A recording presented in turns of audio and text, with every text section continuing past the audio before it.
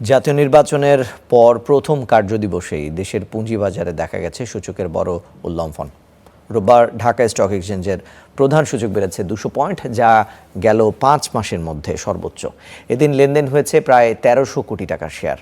নির্বাচিত নতুন সরকারের কাছে প্রত্যাশা পূরণ হবে এমন আশা থেকেই বাজারে বড় উত্থান বলে জানাচ্ছেন সংশ্লিষ্টরা। জাতীয় নির্বাচনের পর প্রথম কর্মদিবস রোববার দেশের প্রধান পুঁজিবাজার ঢাকা স্টক এক্সচেঞ্জের সূচক প্রথম 10 মিনিটেই 1 লাফে প্রায় 150 পয়েন্ট বাড়ে। আর বেলা 12টা নাগাদ সূচক ছাড়ায় 190 পয়েন্ট ও লেনদেন 800 কোটি টাকা। দিন শেষে ডিএসসির প্রধান সূচক 200 পয়েন্ট বাড়ে এবং লেনদেন হয় প্রায় 1300 কোটি টাকা। জনগণের ভোটে নতুন সরকার নির্বাচিত হওয়ায় বাজারে আস্থা বাড়ছে বলে মন্তব্য বিনিয়োগকারীদের। আওয়ামী লীগের সময় সবসময় সব আমলেই মার্কেট বড় ধরনের ক্রাইসিসের মধ্যে পড়ছে।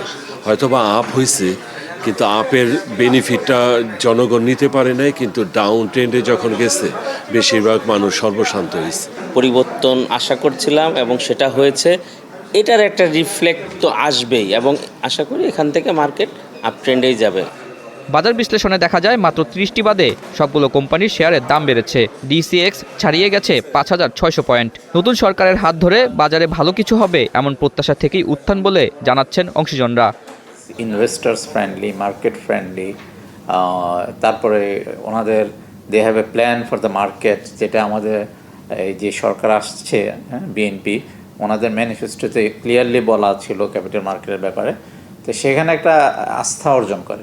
আস্থার প্রতিফলনই হচ্ছে এই যে আপনার আমরা আজকে যে সার্চটা দেখতে পাচ্ছি মার্কেটে, সেটা রিফ্লেকশন। নির্বাচিত সরকার পুঁজিবাজারকে অর্থনীতির মূল অংশগুলোর একটি বলে গণ্য করে এর উন্নয়নের ব্যবস্থা গ্রহণ করবে বলে আশাবাদ বাজার সংশ্লিষ্টদের। আতাউর নিয়ন, স্টার নিউজ, ঢাকা।